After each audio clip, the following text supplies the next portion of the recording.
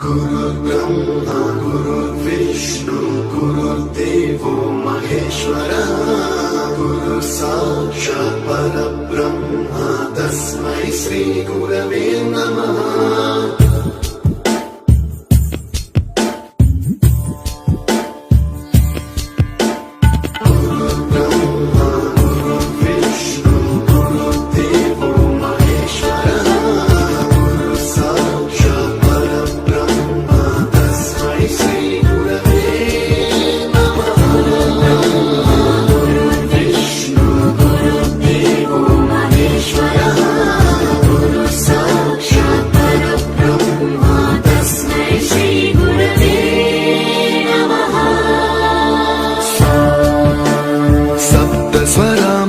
ज्ञानप्रदाय गुरवे नमः। ईश्वरानन्दित श्रुतितत्त्वाय गुरवे नमः। गमगधीभावरसलसिताय गुरवे नमः। मम विधिं रागनरहरिं तं सद्गुरुं नमः।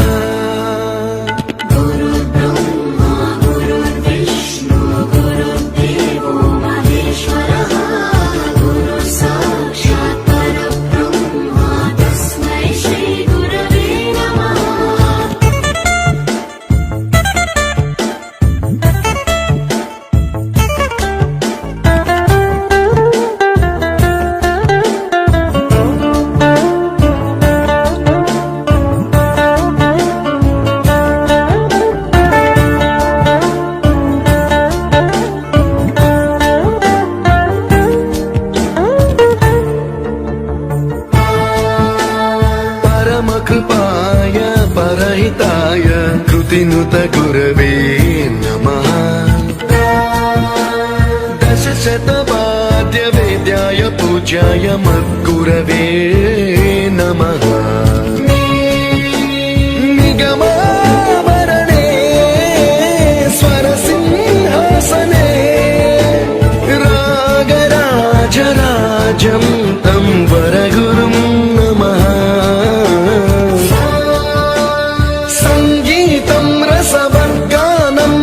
संस्कारं सततं देहि अनवरतं मे आशिषं कुरु स्वरदेवि प्रसादं देहि गुरो। गुरुर्ब्रह्मा गुरुर्विष्णु गुरुर्देवो महेश्वरः गुरु साक्षात् परब्रह्म तस्मै श्री गुरवे नमः।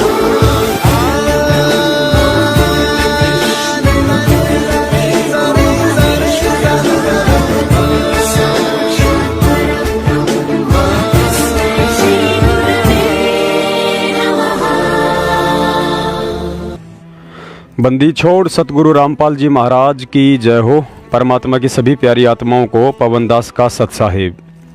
पुण्यात्माओं, सतनाम को गली गली में फर्जी दुकानें खोलकर आलू टमाटर की तरह औने पौने भाव में बेचने वाले काल एजेंट सतलोक आश्रम मैनेजमेंट हरियाणा के गुंडों ने अब भरे बाजार में द्रौपदी की तरह सारनाम को भी नंगा करने की योजना बना डाली है। और दुख तो इस बात का हो रहा है कि इस मूक दर्शक संगत ने भी महाभारत के भीष्म पिता कर्ण और द्रोणाचार्य की तरह कुछ अज्ञानता में तो कुछ जानबूझकर इस गुप्त सारनाम को नंगा देखने का पूरा मानस बना डाला है। लेकिन एक और गुप्त से गुप्त बात जिसे संगत अभी तक नहीं जानती है, और आज उस गुप्त बात का भेद खोलना इसलिए ज़रूरी हो गया है क्योंकि आज वह ठीक का समय आ गया है। जो अंधभगत गुरुजी के जेल में होने के बावजूद भी गुरुजी से अधिक सारनाम को महत्व दे रहे हैं कि बस एक बार हमें सारनाम मिल जाए फिर गुरु चाहे भाड़ में जाए, उन सभी अंधभक्तों को यह जानकर अपार खुशी होगी कि आप जिस अनमोल से अनमोल वस्तु सारनाम की प्राप्ति के लिए काल एजेंट सतलोक आश्रम मैनेजमेंट हरियाणा के फर्जी नामदान केंद्रों पर अपने फार्म जमा करवा रहे हैं, उस सारनाम की तो अभी तक पूर्ण परमेश्वर सतगुरु रामपाल जी महाराज जी ने किसी को छींट तक भी नहीं लगने दी है। सतलोक आश्रम मैनेजमेंट की जिस डीवीडी में सारनाम उपलब्ध है वह फर्जी सारनाम है, क्योंकि जिस सारनाम को 650 साल से परमात्मा ने आज तक धर्मदास जी के वंशजों से लेकर दुनिया के किसी भी नकली पंथ और संत को हवा तक नहीं लगने दी, फिर वह अंतर्यामी परमात्मा उस गुप्त सारनाम को नकली पंथ के चोरों से बचाकर वर्तमान के असली चोर और काल एजेंट सतलोक आश्रम मैनेजमेंट हरियाणा के गुंडों के हाथों में कैसे सौंप सकते हैं। पुण्यात्माओं, तत्व ज्ञान लेकर भी जानवरों की तरह डंडे से चलने के बजाय कभी अपनी बुद्धि का भी इस्तेमाल कर लिया करो। आज तक पूर्ण परमेश्वर सतगुरु रामपाल जी महाराज जी ने जिन जिन भगत आत्माओं को सारनाम दिया है वह असली सारनाम नहीं है। यह तो उस अंतर्यामी की सोची समझी प्लानिंग के तहत एक रिहर्सल थी। जिस परमेश्वर को अपनी गैर मौजूदगी में 1000 वर्ष तक इस भक्ति मार्ग को निर्बाध रूप से चलाना हो, वह परमेश्वर कभी भी बच्चों की तरह कच्ची गोलियां नहीं खेलता है। परमात्मा को पता है यदि पिता के पास बंदूक है तो बेटा उसे लेने की बार बार जिद करेगा, लेकिन पिता को पता होता है कि ये अभी नादान बच्चा है, इसके हाथ में यदि यह खतरनाक हथियार नहीं दिया जा सकता है, यदि गलती से दे भी दिया तो स्वयं के साथ साथ दूसरों को भी हानि ही पहुंचाएगा। लेकिन बच्चे की जिद के आगे पिता उसे बाजार से ठीक वैसी ही एक नकली बंदूक देकर खुश कर देता है और कहता है कि बेटा ये बंदूक है, इसे चलाने से आदमी मर जाता है, आप इसे किसी के ऊपर चलाना मत। बच्चा भी हाँ में हाँ भरता रहता है कि पापा ठीक है, नहीं चलाऊंगा नहीं चलाऊंगा। और जैसे ही वो पिता उस नादान बच्चे के हाथ में वह नकली बंदूक देता है, अगले ही क्षण वह नादान बच्चा अपने वायदे को भूलकर तुरंत उस बंदूक के ट्रिगर पर अंगुली रखकर सबसे पहले अपने ही पापा की तरफ चलाते हुए उसमें से निकली आवाज ट्र ट्र को सुनकर हंसने लगता है। और उसी समय उस पिता को एहसास हो जाता है यदि गलती से इस नादान बच्चे के हाथों में जल्दबाजी में या मोहवश असली बंदूक थमा देता तो कितना बड़ा अनर्थ हो सकता था। आजकल मोबाइल बैंकिंग की सुविधा के विषय में आप सभी जानते हैं कि बैंक में जाने के बजाय आप अपने मोबाइल पर घर बैठे ही दूसरे के खाते में चाहे जितना पैसा जमा करा सकते हैं। अब विचार करें, यदि किसी व्यक्ति ने अपनी मेहनत का लाखों रुपया मोबाइल से किसी दूसरे व्यक्ति को भेजना हो तो वह पहले 100 या 500 रुपए का छोटा सा अमाउंट डालकर यह सुनिश्चित करके देखता है कि पैसा सही सलामत और सही खाते में जा रहा है या नहीं, और जब कन्फर्म हो जाता है उसके बाद ही वह लाखों का अमाउंट एक साथ उस खाते में डालता है। पुण्यात्माओं, भक्ति मार्ग में मनुष्य की बुद्धि का स्तर उसकी उम्र या रिश्तों से नहीं बल्कि ज्ञान से आंका जाता है। और अंतर्यामी सतगुरु रामपाल जी महाराज जी को अच्छे से पता था कि भगत के चोले में वर्षों का समय बिताने के बाद भी अभी तक इन बच्चों की आध्यात्मिक बुद्धि का कितना विकास हो पाया है। इसीलिए सारनाम की यह रिहर्सल करना उस परमात्मा के लिए अति अनिवार्य था। और परमात्मा ने यह रिहर्सल करके अच्छा किया या गलत, इसका रिजल्ट आज आपकी आंखों के सामने है, इसलिए ज़्यादा समझाना उचित नहीं होगा। परमात्मा के भक्ति विधान के अनुसार सारनाम केवल उसी प्राणी को दिया जाता है जिसने पूर्ण मर्यादा में रहते हुए प्रथम मंत्र और सतनाम की कमाई पूरी कर ली हो, तथा साथ ही उस जीव आत्मा ने भक्ति के 16 श्रृंगारों से अपने आप को सजाना शुरू कर दिया हो। अर्थात उस भगत में शील, संतोष, विवेक, दया, अक्षमा भाव, भक्ति, विनम्रता, परोपकार, निश्चलता, निराभिमानता आदि गुणों को अपनाकर अपने आप को मिट्टी समझकर शरीर में आए हुए सतगुरु को पूर्ण परमेश्वर मानकर मन क्रम वचन से अपना तन मन धन उनके चरणों में समर्पित कर दिया हो। अन्यथा गुरुजी ने स्पष्ट कहा है कि चाहे कोई कितना ही प्यारा क्यों ना हो, उसे सारनाम नहीं दिया जाएगा, चाहे वह नाराज हो या खुश रहे। तो बेशक हम पहला मंत्र देते हैं, वही परंपरा है। उस मंत्र के बाद फिर देखते हैं कि इसमें कुछ आस्था बढ़ी है तो हम सांस का सुमन दे देते हैं, और भी ज्यादा वो परख की जाती है कि इसमें कितनी का आस्था बढ़ ली है। उसके बाद फिर उसको सार नाम दिया जाता है। आस्था के साथ उसकी कमाई देखी जाती है। कमाई का नारा पता लग जाए हमने कि इसमें कमाई है कि नहीं है, इतना बंदी छोड़ने शीशा दे रखा है तो उसको सारनाम दिया जाता है। उसको वैसे नहीं दे, हम चाहे कितना प्यारा हो, चाहे काली मानो, चाहे राजीरो, वो उसकी इच्छा। तो इसी प्रकार सतगुरु महाराज ने कहा कि नाम के बाद फिर शब्द दिया जाता है, सार शब्द। वो तो बहुत ही कती नो ताक है और परख के जमा घिस निकल ले है जीव की जब दी जाती है। पर बंदी छोड़ने बता देंगे कि अब ये अधिकारी हो चुका है। पुण्यात्माओं, सारनाम के विषय में गुरुजी ने बताया कि सारनाम देना तो एक तरह से परमात्मा ही देना है। गुरुजी कहते हैं जिसके अंतःकरण में एक बार परमात्मा का समावेश हो जाए उसके बाद उस सारनामी भगत को कितना मर्यादित और शुद्ध रहना अनिवार्य हो जाता है। अभी तक उन आत्माओं को भी इस बात का आंकलन नहीं है जिन्होंने बरसों पहले सतगुरु रामपाल जी महाराज जी से यह अनमोल सारनाम ले लिया है। परमात्मा कहते हैं भग भोगे भग उपजे भग से बचा न कोई, यहाँ भग का मतलब सीधे शब्दों में काम क्रिया से है। भग भोगे भग उपजे और भग से बचा न कोई, जो कोई भग से बचा भगत कहावे सोई।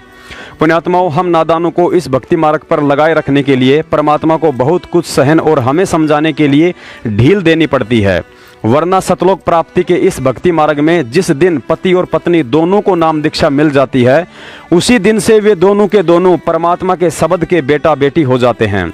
अर्थात वे दोनों पति पत्नी एक पिता की संतान, अर्थात उसी दिन से भाई बहन का रिश्ता हो जाता है। लेकिन परमात्मा को पता है कि जब तक इन आत्माओं के अंदर इस ज्ञान से इन सब बातों को लेकर चिंतन मनन की शक्ति नहीं आ जाती है, तब तक इनसे कोई भी क्रिया जबरदस्ती नहीं छुड़वाई जा सकती है। लेकिन सारनाम तो वह मूल वस्तु है जिसकी प्राप्ति के बाद आप इंसान से देवता की श्रेणी में आ जाते हैं और आपके लिए यह मर्यादा निभाना अति आवश्यक हो जाता है। अर्थात गुरु जांच परख कर केवल उसी आत्मा को सारनाम देता है जिसके अंदर सतनाम की कमाई से काम क्रिया का प्रभाव निष्क्रिय हो जाता है, क्योंकि सारनाम के बाद फिर उस आत्मा से सार शब्द की प्राप्ति करवाई जाती है, जो इन सभी विकारों से हटे बिना कतई संभव नहीं है। अतः जो भगत भाई बहन सतगुरु रामपाल जी महाराज जी से सारनाम लेकर अपने आप को दुर्वासा ऋषि की तरह तोप समझ बैठे हैं, वे इस सत्संग को सुनकर अपना आंकलन स्वयं ही कर लें कि अभी तक आप भक्ति के किस पायदान पर हैं, और यदि आपको असली सारनाम दे दिया जाता तो कितना अनर्थ कर डालते, आपकी समझ में भी नहीं आता। कहते हैं कबीर साहब के धर्मदास, जब राजा नजदीक आया तो मैंने एक सिद्धि दिखाई, जमीन से 1.25 हाथ ऊपर अपना आसन कर लिया। 1.25 हाथ ऊपर मैं जैसे जमीन पर नहीं हूं, 1.25 हाथ ऊपर बैठा हूं। राजा इस क्रिया को देख कर एकदम अचंभित हो जाता है, आकर के लंबी दंडौत प्रणाम करता है, फिर उनसे ज्ञान पूछता है। ज्ञान पूछ करके फिर हम उसको बताया, वो बहुत प्रभावी होता है। कहता है मुझे नाम दे दीजिए। कहने लगा भाई चलो कोई बात नहीं। घर चले जाते हैं, उनको उपदेश दे दिया, सारे परिवार ने नाम लिया। नाम लेकर के जब उसने 2-4 साल हो गए अपनी भक्ति करते हुए, एक दिन फिर बंदी छोड़ जाते हैं। बहुत कुछ बातें चली तो कहने लगा महाराज मेरी भक्ति अब बहुत होगी अगना बेटा, अभी तो शुरू भी नहीं हुई है। कि हैरान रह गया वीर सिंह कि महाराज 4 साल हो गया, आपने मेरे को नाम भी दे रखा, सार नाम भी दे रखा। बेटा नाम और सार नाम कोई और चीज है, आपको सार शब्द और बताना है। वो कहने लगा महाराज वो सार शब्द कैसा होता है कि न्यूबाड़ का खेल को नहीं, कि यू ऐसे बताने का होश है। कहते हैं अति अधीन दीन हो प्राणी, जाको कहिए या अकथ कहानी। एक सार नाम, पहले सतनाम होता है, फिर सार नाम होता है, फिर सार शब्द होता है। जब तक सार शब्द गुरु से नहीं मिलेगा तब तक वो जीव भी मुक्त नहीं हो सकता। इतनी लंबी प्रक्रिया इस काल से छुटवाने की सतगुरु महाराज ने बताई, और हम इसको बच्चों का खेल समझ रहे हैं। पुण्यात्माओं, बंदी छोड़ सतगुरु रामपाल जी महाराज स्वयं पूर्ण परमेश्वर कबीर साहिब जी हैं, इसमें तो कोई संशय वाली बात है ही नहीं। लेकिन इस भक्ति मार्ग में काल भगवान को धोखे में रखते हुए उन्होंने अपने आप को परमात्मा का भेजा हुआ एक प्रतिनिधि भी बताया है, और कहा है कि मुझे परमात्मा ने आदेश दिया है कि गुप्त मंत्र अर्थात सारनाम केवल उसी आत्मा को देना है जो आपकी परीक्षा और मर्यादाओं में 100 के 100% खरे उतरें। यदि आपने जल्दबाजी में या बिना सोचे समझे किसी को यह गुप्त मंत्र दे दिया तो इसका कोई लाभ नहीं होना है। अब कहते हैं 2 कर जोड़ गुरु के आगे, करबो विनती चरना लागे, अति शीतल बोले सब बहना, मिटे सकल कपट के बहना। हे गुरु तुम हो दीन दयाला, मैं हूँ दीन करो प्रतिपाला। बंदी छोड़ मैं अति अनाथा, बहुत जल बूढ़त पकड़ो हाथा। अब कहते हैं गुरु जी के सामने ऐसे विनम्र हो बातें करे। 2 कर जोड़ गुरु के आगे, करबो विनती चरना लागे, अति शीतल बोले सब बहना, मिटे सकल कपट के बहना। और कैसी याचना करे, हे गुरु तुम हो दीन दयाला, मैं हूं दीन करो प्रतिपाला। बंदी छोड़ मैं अति अनाथा, भवजल बूढ़त पकड़ो हाथा। दीजो उपदेश गुप्त मंत्र सुनावो, जन्म मरण भव दुख छुड़वाओ। जैसे आपको प्रथम मंत्र दिया जाता है उसके बाद आपको सतनाम दिया जाता है। और फिर एक गुप्त मंत्र है सार नाम, उसके विषय में परमात्मा कह रहे हैं कि ऐसे आपने अधीन होना है अपने सार नाम प्राप्त प्राणी को प्राप्त करने के लिए। प्राणी को बंदी छोड़ मैं अति अनाथा, भवजल बूढ़त पकड़ो हाथा, दीजे उपदेश गुप्त मंत्र सुनावो हो, जन्म मरण भव दुख छुड़वाओ, यो आदीन हो ऐसे जब ही शिष्य पर कृपा करे गुरु तब ही। कि गुरु के लिए भी संदेश दे रहे हैं जो अपना कृपा पात्र भेजते हैं प्रभु, कि जब इतना अधीन प्राणी हो ले तब गुरु उसको गुप्त मंत्र देवे जो सतगुरु है। वैसे नहीं देवे, वो व्यर्थ हो जाएगा, लाभ नहीं होगा। कैसे नहीं होगा?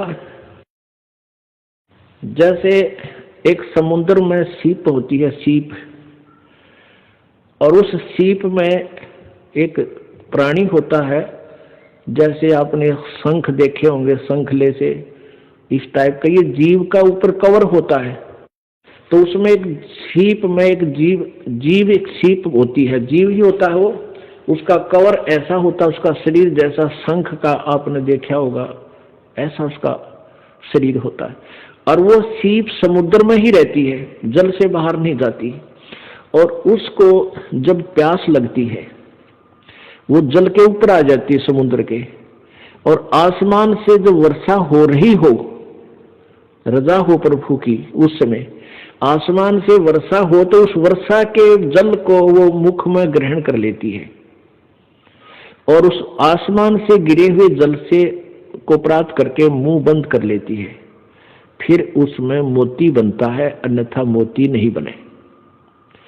अब जब वो सीप का मुंह बंद हो और वो जमीन समुद्र के ऊपर तैर रही हो, तो कहते हैं सारा सामान बरस जा, मोती नहीं बन सकता।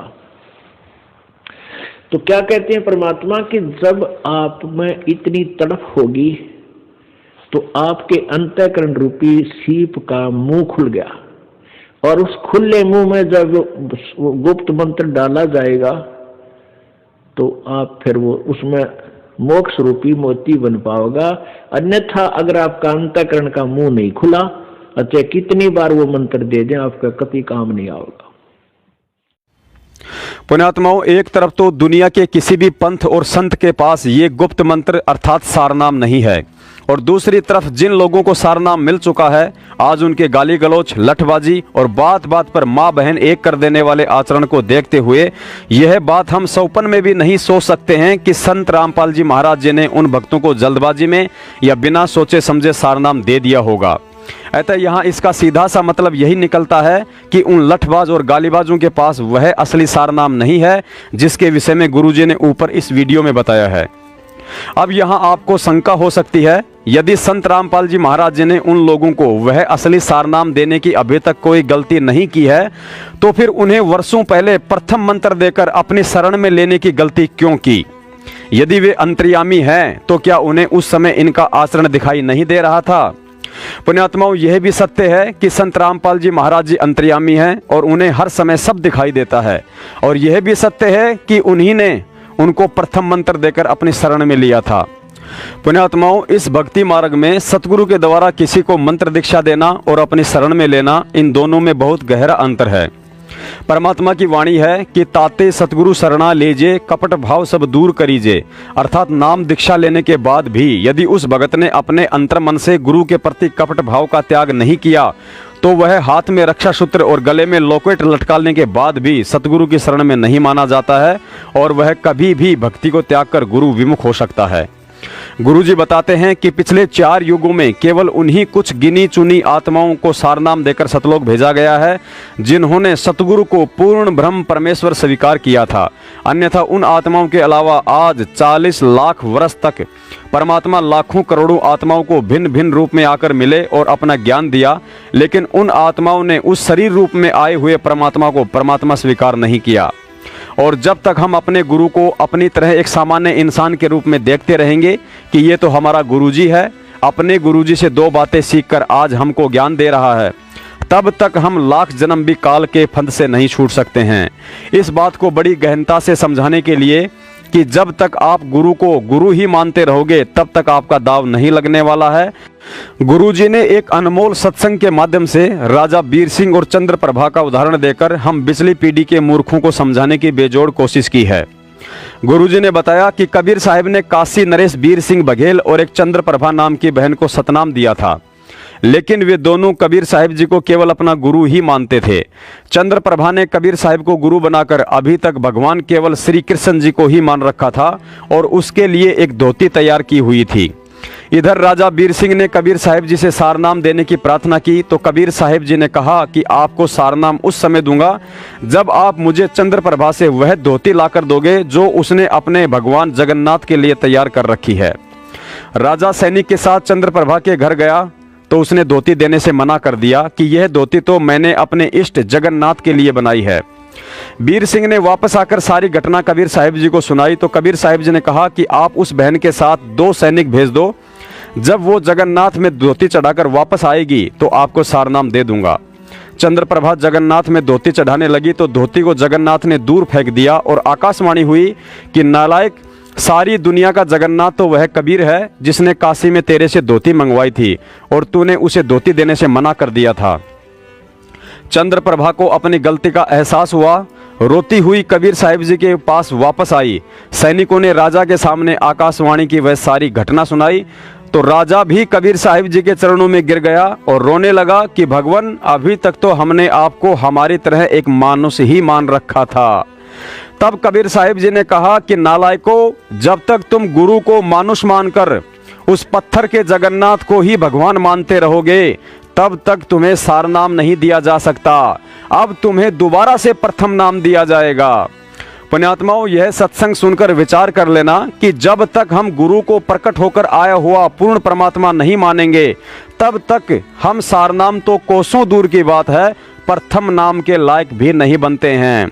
और आज सतगुरु रामपाल जी महाराज जी की लाखों की संगत में से केवल वही आत्माएं सारनाम लेने की अधिकारी हुई हैं जिन्होंने अपने सतगुरु रामपाल जी महाराज जी को राजा बीर सिंह और चंद्रप्रभा से ऊपर उठकर अपने सतगुरु को प्रकट होकर आया हुआ मानकर 8 सितंबर को चारों युगों में पहली बार उनके शरीर में रहते सहते उनका मेरठ में प्रगट दिवस मनाना शुरू किया है।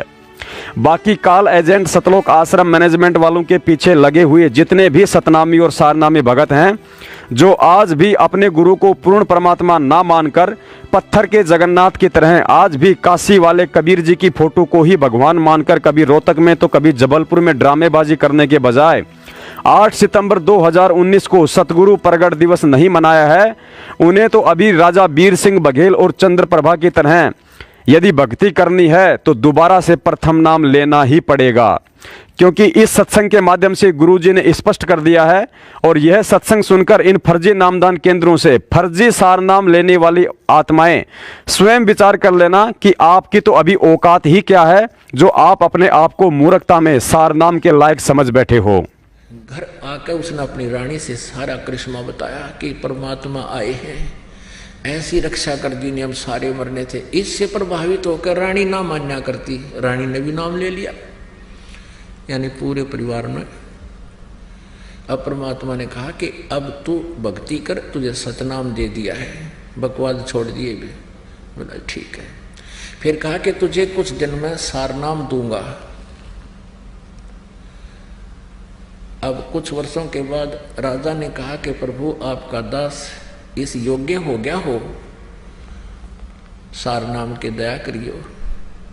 परमात्मा ने कहा ठीक है भाई, आज तेरे को सारनाम दूंगा, लेकिन मेरी कंडीशन है। क्या है? कि एक चंद्रप्रभा नाम की एक बेटी है हमारी, नाम ले रखा उसने, हमारी उपदेशी शिष्या है, तुम्हारी गुरु बहन है। वो ब्राह्मण की लड़की है, विधवा हो चुकी है, उसके एक बेटी है।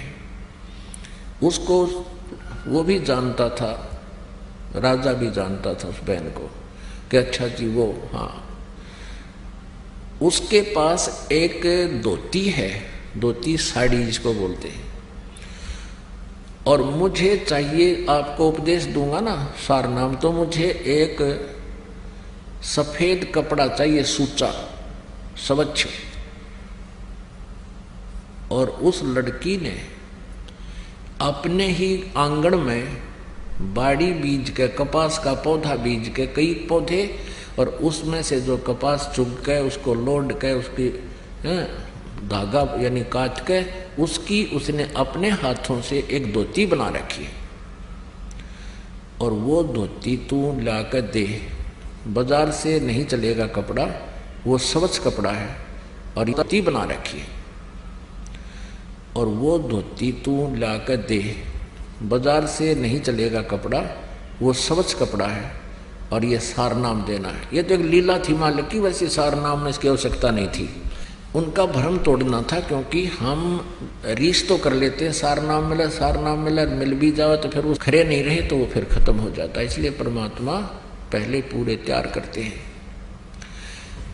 ठीक है, राजा ने कहा जो आपकी आज्ञा प्रभु। राजा ने अपने 2-3 नौकर भेजे सैनिक कि जाकर उस बहन से कहो कि राजा आ रहा है। परमात्मा ने कहा तुम स्वयं जाकर लाना।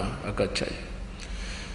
अब उस लड़की ने सोचा राजा का मेरे घर पर आने का कौन सा तात्पर्य, क्या उद्देश्य है। राजा लोग खैर में तो आते नहीं, कोई उपद्रव जरूर करेगा मेरे साथ में, जान की बात। फिर भी हिम्मत सी करके आना ही था उसने, तो उसके लिए एक अलग से बढ़िया कपड़ा बिछा करके आसन लगाया और दूध गर्म कर लिया। राजा जब पहुंचा उसको बैठने को प्रार्थना की, राजा बैठ गया। तब उस राजा ने कहा बहन मैं आज आपके पास एक विशेष वस्तु मांगन आया हूं, बहन तू नाटिए मत ना। वो कहने लगी आप राजा हो, हम आपकी प्रजा हैं, आपका सब वस्तुओं पर अधिकार होता है राजा का, तो आज्ञा करो। राजा बोला आज्ञा नहीं, मैं प्रार्थना करता हूं, मैंने उपदेश लेना है सारनाम। राजा बोला आज्ञा नहीं, मैं प्रार्थना करता हूं, मैंने उपदेश लेना है सारनाम। और गुरुजी ने एक कंडीशन रख दी है, उसमें कुछ सफेद कपड़ा चाहिए स्वच्छ।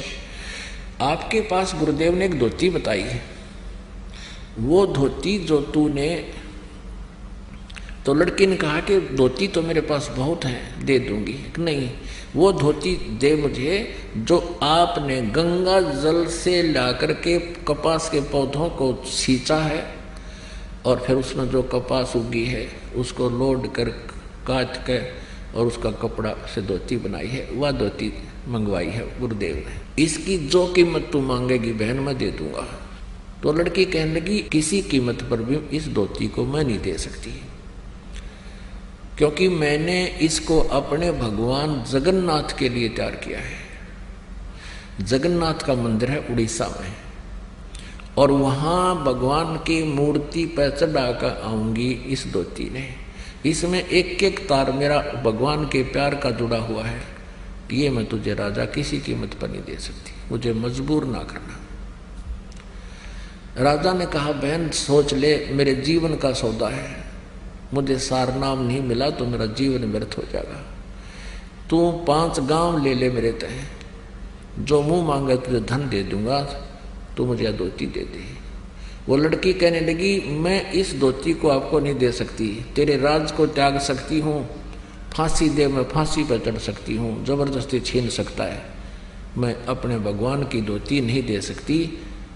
उसने कहा गुरुदेव ने कहा, किसी ने कहा। वो लड़की कहती है नहीं, मैं अपने भगवान वाली वस्तु को नहीं दे सकती।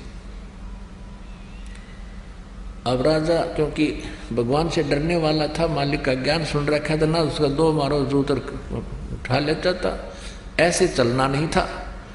तो वो जान गया अक भाई मेरे कर्म माड़े हैं, जो लड़की के जद पकड़गी, कर्महीन हूं मैं, ये सारनाम नहीं मिला तो मेरा जीवन व्यर्थ रहेगा। राजा वापस आ गया। राजा का चेहरा देखकर प्रभु ने कहा क्या रहा राजन। कबीर साहब ने कहा कि भगवान मेरा दुर्भाग्य है, मैं कर्महीन इंसान हूँ, आज मेरे शुभ मार्ग में बाधा बन गई, उस बहन ने धोती दी नहीं। परमेश्वर ने कहा भी क्या कहा कि वो कहती है कि मैंने अपने भगवान जगन्नाथ के लिए इसकी तैयारी की है, और मैं उसको ही चढ़ाऊंगी, जगन्नाथ के मंदिर में जाऊंगी, नंगे पैरा जाऊंगी और भगवान का चढ़ा के आऊंगी। मैं नहीं दे सकती। मैंने सारे प्रयत्न कर लिए, उसको सब लालच भी दे दिया, हाथ भी जोड़ लिए, पर वह बहन मानी नहीं। गुरुदेव मेरा दुर्भाग्य है। परमात्मा बोले भी चलो मैं अपनी कंडीशन लूज करता हूं, अपनी शर्त को मैं ढीला करता हूं, तो ऐसे कर, ये बहन जगन्नाथ में जो तेरी गुरु बहन है, जगन्नाथ के मंदिर में या धोती चढ़ा कर आवेगी, अर्पण करेगी, तू उसकी मदद कर दे, रास्ते में उसको कोई बाधा ना करे, और उस धोती को वे ठीक ठाक चढ़ा कर वापस आ जाएगी, इसको कोई दुख ना होया तो मैं तुझे सार नाम दे दूंगा, फिर मैंने कपड़े की जरूरत को जा। राजा ने राहत की सांस ली, एक नई किरण दिखाई दी प्रकाश की, ने बोला जो आज्ञा महाराज। उसी समय राजा ने 2-3 नौकर समझदार से भेजे और बहन से कहो कब जाएगी वो पूछो उससे, और उसकी मदद करो, उसको उसके लिए एक रथ जोड़ दे जाओ, बैठा कर ले जाना, खाने पीने की व्यवस्था करना, बहन को कोई दुख ना हो। अब राजा की आज्ञा लेकर के सिपाही पहुंचे कि बहन, राजा ने कहा कि आप कब जाओगी जगन्नाथ के ये धोती अर्पण करने। राजा ने हमारी सेवा लगाई है 4-5 सैनिकों की, हम आपके साथ चलेंगे, आपको कोई रास्ते में दुख ही ना कर दे। आपके लिए राजा ने रथ तैयार करवा दिया है। वह बहन कहने लगी मैं, उसने तो ये सोचा था कि राजा घर पर जाकर सोचा करे और फिर मेरे साथ कोई उपद्रव पैदा करेगा। वह डर रही थी, सैनिक वापस आए तो घबरा रही थी कि हो गया काम गड़बड़, होने दो जो होगा, ये सोच लिया था। भगवान के लिए देश निकाला भी अच्छा। अपनात्माओं ये देखना है आपने, इसका निष्कर्ष क्या निकलेगा इस स्टोरी का। ये केवल कथाएं नहीं है, ये हमारे लिए बहुत काम की वस्तु है। अब जब ये बात सुनी उस बहन ने, वह गदगद होगी, शुक्र मनाया जगन्नाथ भगवान का। हे जगन्नाथ भगवान, आपने मेरी इज्जत रख दी, राजा का मन बदल दिया। इन्होंने पता कौन सा जगन्नाथ बदलना लग रहा है इसके मन को, इतनी बुद्धि कमजोर थी मारी। और कहा, सारी बात सुनकर कहने लगी भाई ना तो मैं रथ में बैठूं, मैं तो पैदल जाऊंगी, राजा का शुक्रिया है, अगर तुम मेरे साथ चलो तो मुझे कोई इतराज नहीं। ऐसा ही हुआ, लड़की चली गई, सैनिक साथ चल पड़े रथ लेकर, खाने पीने की व्यवस्था उसमें अपनी ले ली, वो लड़की पैदल गई वहां तक। अब शाम में पहुंचे, सुबह नहा धोकर उस बहन ने वह अपनी जो धोती हाथ से बना रखी थी वो चादर लेकर भगवान जगन्नाथ के मंदिर में मूर्ति के चरणों में रखना चाहिए, रखते ही और कहा कि इस दासी की तुच्छ भेंट स्वीकार करना जगन्नाथ। वो धोती वहां से उठी और उस जगन्नाथ के मंदिर के प्रांगण में जाकर पड़ी और आकाशवाणी हुई कि नालायक, जगन्नाथ तो काशी में बैठा है, वो कबीर परमात्मा इज जगन्नाथ, तो किस धक्के खाना गी। कलेजा फट गया उस लड़की का, रोआ बुरी तरह। ओए होए, वो भगवान स्वयं है कबीर जी। वो वहीं से रोने लगी थी, आंखों में इतने आंसू बह गए कि सारे कपड़े भीज गए उस बेटी के, कि मैं कितनी नीच हूं, भगवान कहाँ मैं खोजन की तागी। परमात्मा कहते हैं गुरु मानुष कर जानते ते नर कहिए अंध, महादुखी संसार में अग गई यम के फंद। आकाशवाणी ने कहा कि जगन्नाथ वहां बैठा, जिसने धोती वहां मंगवाई थी, तो वहां नहीं पहुंचा सकी, यहां धक्के खाने आ गई, ले जा इसको उठाकर। अब ये आकाशवाणी सुनी उन सैनिकों ने भी, वापस आगे रोती हुई। अब वो लड़की रो रही थी। 10-12 दिन के बाद फिर वो वापस पहुंचे। उस दिन भी परमात्मा, क्योंकि लीला थी उनकी, पता था उनको, तो कबीर जी ने वीर देव सिंह बघेल के घर पर विराजमान थे, पता था कि वाणे वाली है, वो सारा सांग वापस आओगा, वह खाया ही धक्के नालायक है। अब पहले पता किया कि कबीर साहब के घर पे गए, पता लगा कि राजा के यहाँ पहुंचे हैं, फिर राजा के घर पहुंचे, वो लड़की भी और वो सैनिक भी। लड़की रो रही, उसको उससे बोला नहीं जा रहा, चरणों में गिर गई भगवान कबीर साहब के, और ऐसे रो रही है कि उस पर आवाज निकल रही, गला कति रुंध गया उसका, ना कुछ बता पा रही है। अब राजा ने सोचा भाई के बिजली गिर गई इस लड़की पे, और गुरुजी ने तो कहा था इसको कोई दुख ना होना चाहिए, और क्या आपत्ति आ गई, और ये रो रही है अब मुझे नाम मिला नहीं, क्योंकि भगवान ने कहा था इसको कष्ट नहीं होना चाहिए। सैनिकों को बुला कहा, अरे निकम्मो क्या हो गया इसको, तुमने मेरा नाश कर दिया। तो वो कहने लगे जी कुछ नहीं हुआ, सारी कहानी से परिचित कराया और कहा जी वहाँ इसने तो धोती चढ़ाई तो वो धोती वहाँ से उठकर बाहर गिर गई, और कहा आकाशवाणी की कि जगन्नाथ तो वहाँ बैठा है कबीर, वो जगन्नाथ है, सारी सृष्टि का मालिक है, तू कहाँ धक्के खान आ गई, वहाँ उसने जगन्नाथ ने खुद मांगी, वहाँ तो तू दे नहीं सकी, और उसी को अर्पण कर। वह धोती भी साथ सिर पर ले रही वह लड़की, और तब तेरा कल्याण होगा।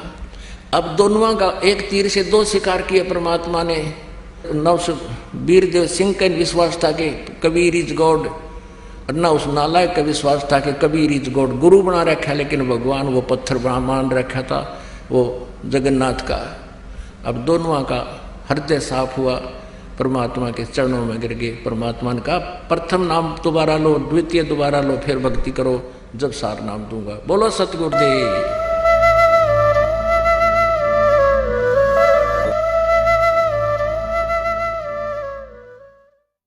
पुण्यात्माओं, गुरुजी ने पवित्र गीता जी से हमें पढ़ाया कि ओम तत्सत इति निर्देशे ब्रह्मणे त्रिविध समर्थे ये लोक त्रियम अवश्य विभर्ति अवय ईश्वर। इस ओम तत्सत में से गुरुजी ने ओम अर्थात ब्रह्म का भेद और उसका मंत्र खोलकर बता दिया है। तत् अर्थात परब्रह्म का भेद और उसका मंत्र भी खोलकर बता दिया है। सत अर्थात पूर्ण ब्रह्म का भेद भी खोलकर बता दिया है। लेकिन पूर्ण ब्रह्म अर्थात सार नाम का मंत्र अभी तक किसी भी ग्रंथ में या संकेत में भी खोलकर नहीं बताया है, और ना ही आज तक यह अति गुप्त से गुप्त मंत्र सार नाम गुरुजी ने किसी को दिया है, क्योंकि इस गुप्त मंत्र की अधिकारी वही आत्मा होती है जो शरीर में आए हुए वक्त गुरु को प्रकट होकर आया हुआ पूर्ण परमात्मा स्वीकार कर लेती है।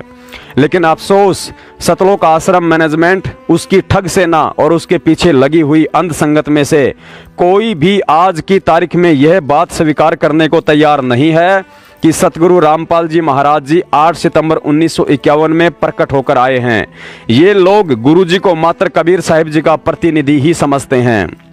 पुण्यात्माओं, चारों युगों का इतिहास गवाह है। परमात्मा ने सतयुग से लेकर कलयुग तक जिन जिन आत्माओं को सारनाम दिया था, उनसे पहले ही वचन भरवा लिए थे कि आप यह मंत्र किसी अन्य को ना बताना। उन आत्माओं ने सार नाम को अपने प्राणों से प्रिय समझा और किसी को इसकी छींट भी नहीं लगने दी। धर्मदास जी में सार नाम लेने के बाद भी कुछ कच्चापन आ गया था। उसी समय परमात्मा ने उसे जगन्नाथपुरी में जीवित ही समाधि दे डाली, लेकिन इस सार नाम की किसी को भनक भी नहीं लगने दी। अर्थात चाहे सतयुग हो या कलयुग, वह अंतर्यामी परमात्मा यह सार नाम केवल उन्हीं आत्मा को देता है जिसे लेने के बाद वह भगत अपने प्राण त्याग देगा, लेकिन सार नाम की एक बूंद को भी सार्वजनिक नहीं होने देगा। लेकिन बरवाला कांड के बाद और उससे पहले आपको यह दास कोई 50 व्यक्ति ऐसे गिना सकता है जिन्होंने सार नाम लेकर खुद ही इसे आगे देना शुरू कर दिया है, और कुछ लोगों ने तो दूसरे पंथों में जाने के बाद सार नाम के उन तीनों मंत्रों को गूगल, फेसबुक और व्हाट्सएप पर खुलेआम भी डाल रखा है। अतः यह 100% सत्य मान लेना कि अभी तक अंतर्यामी परमात्मा सतगुरु रामपाल जी महाराज जी ने सन 1994 से लेकर आज सन 2019 तक किसी भी व्यक्ति को, चाहे वह उनका भाई हो या जवाई, लड़का हो या भतीजा या कोई अन्य भगत भाई बहन हो, किसी को यह सार नाम सुंघाया तक भी नहीं है। देना तो कोसों दूर की बात है।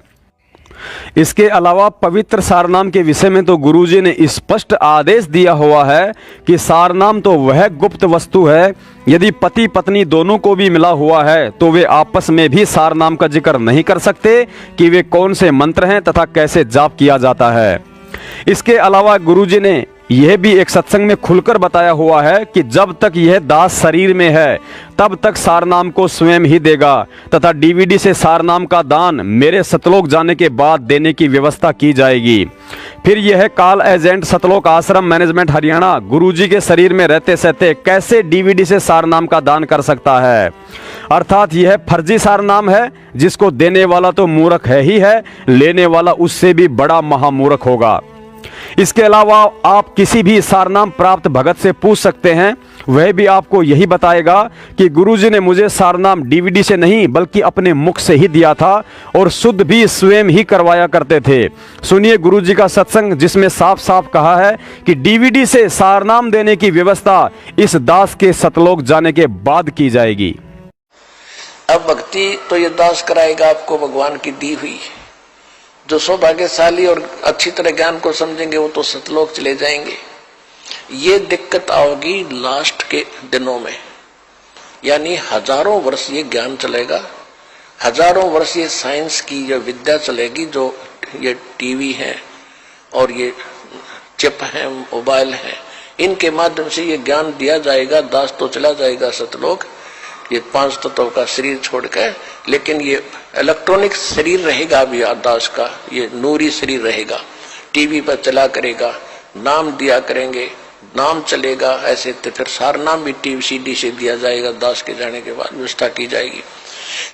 पुण्यात्माओं, 2014 बरवाला कांड के बाद सतगुरुदेव जी के आशीर्वाद व सत्सेवकों के प्रयास से जब जब संगत ने ज्ञान आधार से चलने की कोशिश की है, तब तब काल एजेंट सतलोक आश्रम मैनेजमेंट वालों ने ऐसा ही कोई नया ड्रामा शुरू किया है और मूर्ख संगत उस भांग के नशे में मदहोश हो जाती है। सतलोक आश्रम मैनेजमेंट से फर्जी सार नाम लेने की इच्छा में अपने फार्म जमा कराने वाले लोगों ने यह तो साबित कर दिया है कि उन्हें गुरुजी के जेल से बाहर आने की कोई उम्मीद नहीं है, क्योंकि कंपाउंडर से वही मूर्ख व्यक्ति अपना ऑपरेशन करवाता है जिसे डॉक्टर के आने की उम्मीद कम ही नजर आती है। पुण्यात्माओं, समझाने का हमारा फर्ज था, इसलिए आप जियों को समझा दिया है। अब आगे आपकी मर्जी। आपने काल एजेंटों के साथ रहकर भांग के नशे में अपना मानव जीवन बर्बाद करना है या सत्सेवकों के साथ भक्ति का अमृत छकना है। पुण्यात्माओं, इस कलयुग में अभी तक सारनाम और सार शब्द की अधिकारी या तो वे गिनी चुनी आत्माएं हुई थी जो पूर्व में सतलोक जा चुकी हैं, या इस कलयुग में वही आत्माएं अधिकारी हैं जिन्होंने चारों युगों में पहली बार शरीर में आए हुए वक्त गुरु सतगुरु रामपाल जी महाराज जी को ज्ञान और हृदय से पूर्ण परमात्मा मानकर 8 सितंबर 2019 को मेरठ में या अपने अपने घर पर सतगुरु प्रगट दिवस मनाया है। यदि कलयुग की इस पिछली पीढ़ी में 1951 के बाद पूर्ण परमेश्वर सतगुरु रामपाल जी महाराज जी पहली बार प्रसन्न हुए हैं, तो केवल वह 8 सितंबर 2019 का ही दिन था जिस दिन उनके बच्चों ने उन्हें प्रकट हुआ परमात्मा मानकर सतगुरु प्रगट दिवस मनाया है। और पुण्यात्माओं, यकीन कर लेना, 1518 के बाद 8 सितंबर 2019 ही वह दिन है जिस दिन काल भगवान ने पूर्ण परमेश्वर सतगुरु रामपाल जी महाराज जी के आगे अपना सिर झुका दिया है कि हे परमेश्वर, कलयुग में पहली बार जिन आत्माओं ने आपको परमात्मा मानकर 8 सितंबर 2019 को आपका पहला प्रगट दिवस मनाया है, उन आत्माओं का पैर मैं अपने सिर पर रखवाने को तैयार हूं। उन आत्माओं को आप मेरे एग्रीमेंट के अनुसार कभी भी 21 ब्रह्मांड से बाहर लेके जा सकते हैं, क्योंकि यही वे आत्माएं हैं जो अभी तक आपके गुप्त मंत्र अर्थात सारनाम और सार शब्द की अधिकारी हुई है। पुण्यात्माओं, इसके अलावा सारनाम किन किन आत्माओं को और उसके लिए गुप्त रूप से सतगुरु कैसी कैसी अजीबोगरीब परीक्षाएं लेता है, देखिए यह छोटा सा सत्संग। उसके बाद आपकी मर्जी, आप जो भी करें अपनी करने के लिए आप स्वयं ही जिम्मेदार होंगे। बंदी छोड़ सतगुरु रामपाल जी महाराज जी की जय हो। सत साहिब।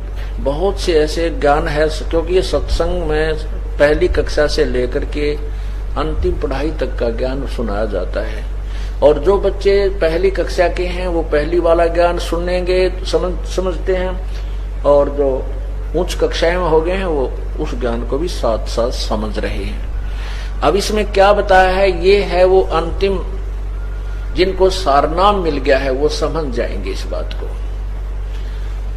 कबीर साहब कहते हैं, जो जग होगा जो जन होगा जो हरि लेगा शब्द बिल गाए,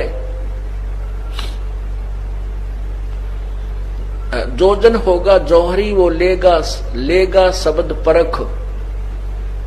जो आपको सारनाम दिया जाएगा, जो उस समय दिया जाता है जब आप काफी बुद्धिमान हो जाते हो, इस ज्ञान को समझ जाते हो, और तभी वो नाम आपको नाम जचता है, वो सारनाम आपको सारनाम ही महसूस होता है। अन्यथा वो आप उसको उसके ऊपर रुक नहीं सकते, उस नाम को नाम नहीं, वो सारनाम मान नहीं सकते, ऐसा नाम है।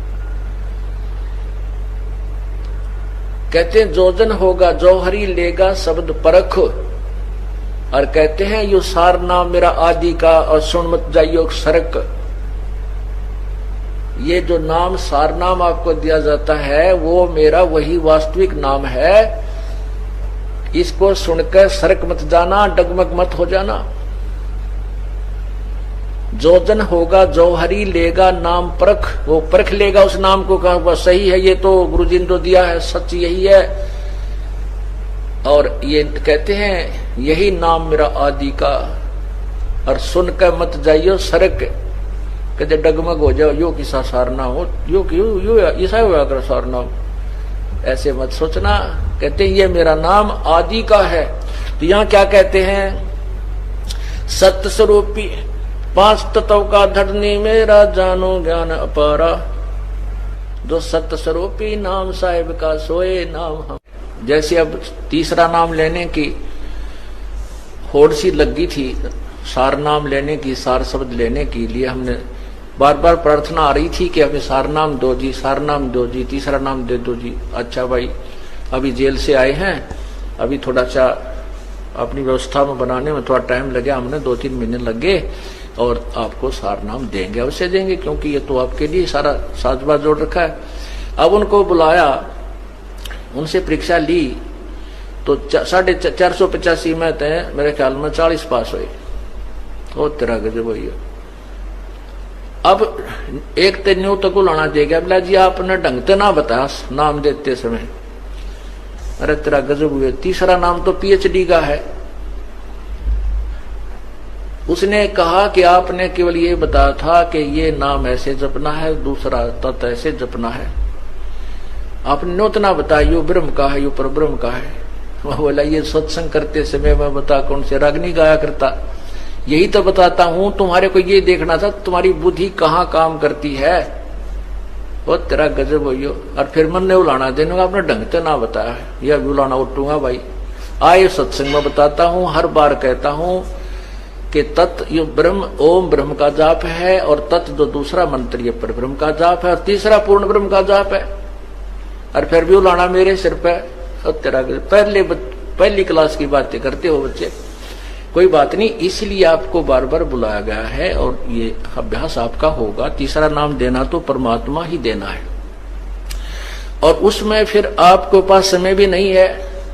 जैसे उस दिन 485 नाम लिखा गए थे, 285 भाग गए, 200 रह गए, 200 में 20-30 वो पास हुए। वो भाग्य उनके पास एक दिन और रुकने का समय नहीं था। रोहतक गए, रोहतक से निकल गए उधर के उधर, कदे फिर घर के छोम आ जा। अरे पुण्यात्माओं, परमात्मा पाने के लिए ये नाम तो ऋषि महर्षियों को नहीं मिला जिन 88,000 वर्ष तक तप किए, और आपको एक दिन और रुकने में परमात्मा निकटाव थे, और वो भी छोड़ कर भागे। तो फिर तीसरे नाम के योग्य भी हो कहाँ गए? अपनी नमज आप टटोल लिया करो एक आदि पर कि हम कितने योग्य हुए। ब्रह्मा गुरु विष्णु गुरुदेवो महेश्वरः, गुरु साक्षात् परब्रह्म तस्मै श्री गुरवे नमः।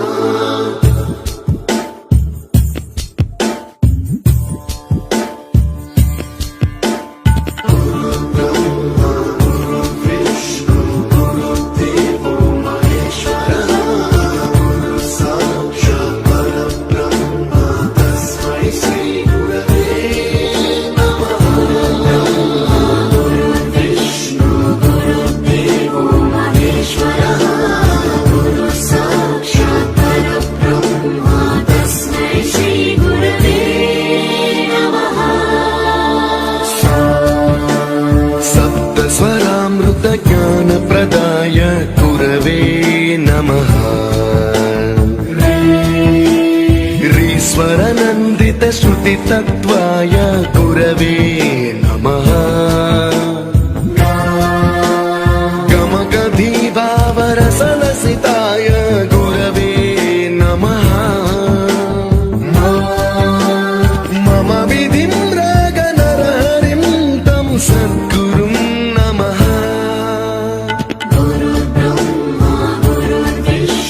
गुरुदेवो महेश्वरः, गुरु साक्षात् परब्रह्म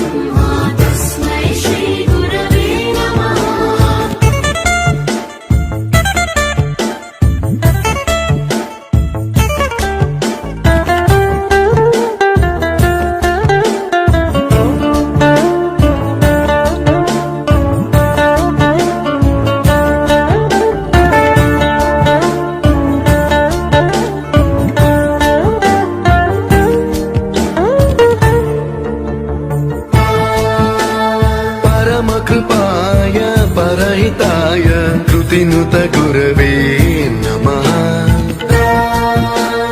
दशशतवाद्य वेद्याय पूज्याय मद्गुरवे नमः निगमावरणे स्वरसिंहासने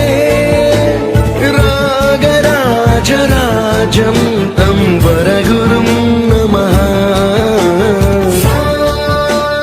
सङ्गीतं रसवर्गानं तव संस्कारं सततं देहि अनवरतं मे आशिषं कुरु स्वरदेवि प्रसादं देहि गुरु